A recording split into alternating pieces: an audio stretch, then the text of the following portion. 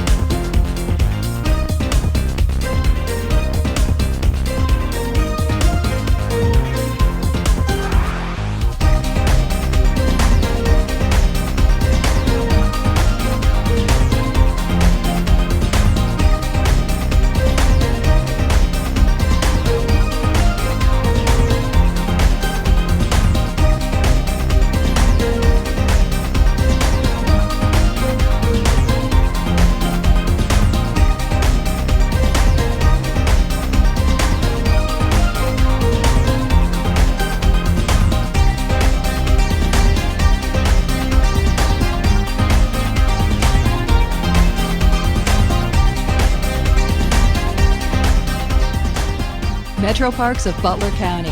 Now that's family fun. Biting off a little bit of the rotary you serve, so do we.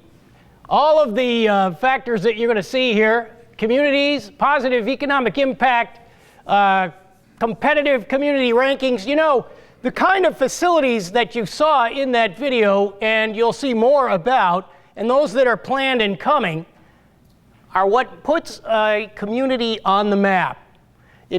A sense of place and a identity is important to attract, to retain businesses, and to make sure that we don't become a donor community to others who might steal our talent, like these young folks who are with us today.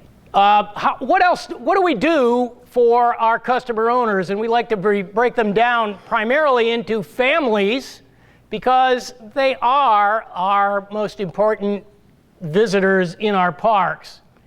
We do programming, we do special events, There are those obvious park facilities and more. We are, according to the Ohio Revised Code, a separate political subdivision of the state, and we are primarily charged with conservation of natural resources. But you know what? If you're just conserving natural resources and no one can get any benefit from that, what does that do? I started out as a tree hugger, I have to admit it. But basically what I've learned over the last 30-some years is it's about people. People are what counts in our communities. People need places to relax. People need places to enjoy clean water, clean habitats, clean, quiet green space. The MetroParks has grown rapidly since not actually since 1955, but since we were able to secure a small investment from the countywide tax base back about 5 years ago, what we've been able to do with those small dollars has been growing rapidly. Where are the MetroParks? Well, the map shows various components of about 10 different sites that are open daily across the county. Not all of those 10 sites are all clustered in one place. We like to talk about MetroPark locations. Some units of each of those MetroParks are a mile or a half mile down the road from one another. But they're out there and they're open on a daily basis. And it's primarily natural green space waiting for you to come out and enjoy it. There are other properties that we have that are land banked for the future. Although some of those land bank areas do still have programming as scheduled. And then we manage facilities for other organizations and other units of government. All the countywide locations that you can find the MetroParks has something to do with at this point in time are marked on the map. There are a lot of MetroPark areas just next to, in, or around Hamilton itself. Some of you may be familiar with a few of them. How many of you ever been to Rentschler Forest? Great. Well, there's an improving bike path that connects this town out to that resource. You may not know that there are actually 3 units contiguous to one another of Rentschler Forest connected by the old canal. And we have plans to put more pavement out there to connect all of those sites to make it a better experience and a longer experience. We're finding out that the public, based on surveys, says bike and pedestrian pathways are important to their quality of life. And so we're putting a new emphasis on actually developing those facilities. So where do our visitors come from? Well, some of you may recall in years past, before we had our first tax support, the MetroParks charged everybody a motor vehicle permit to drive their car into our parks. Well, we still have motor vehicle permits, but you folks, if you're a resident, get one for free. That was the deal when we passed our levy. That last pie graph showed the number of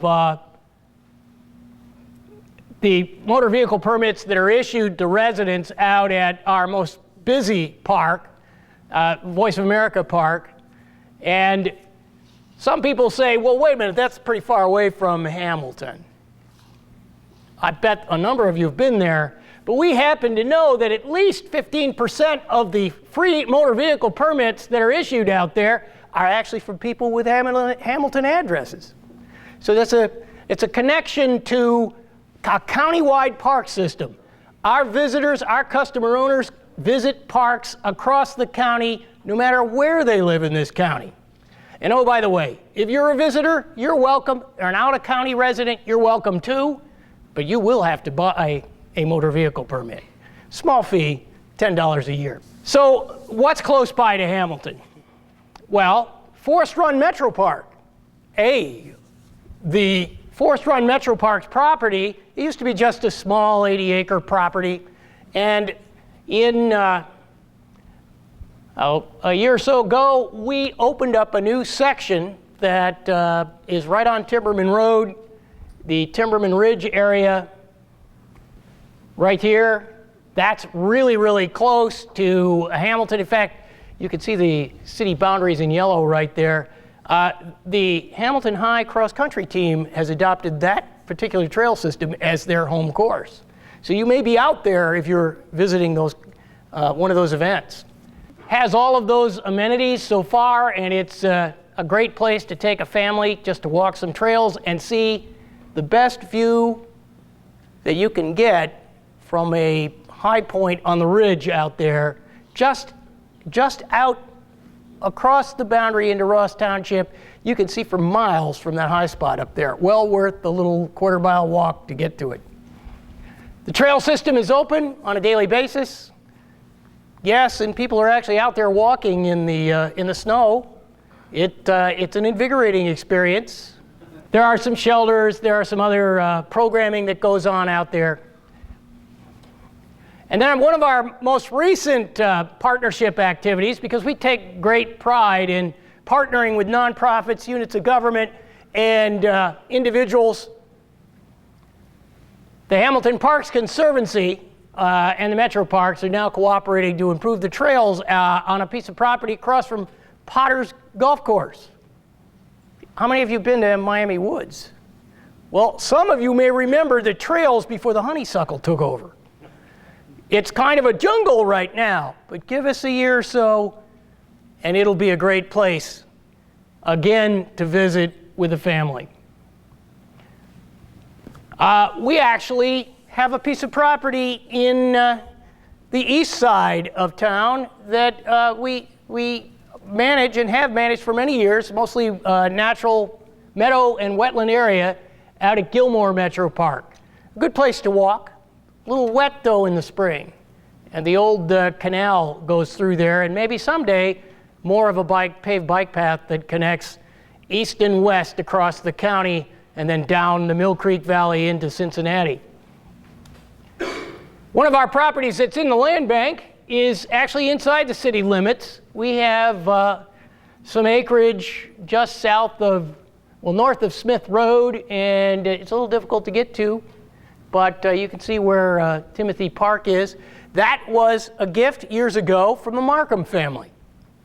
So they have been very philanthropic in terms of parks, and I'm sure you all recognize that they're also involved in improving River's Edge Park here in town. Some properties that are still out there but close by, just out there by Twin Run Golf Course.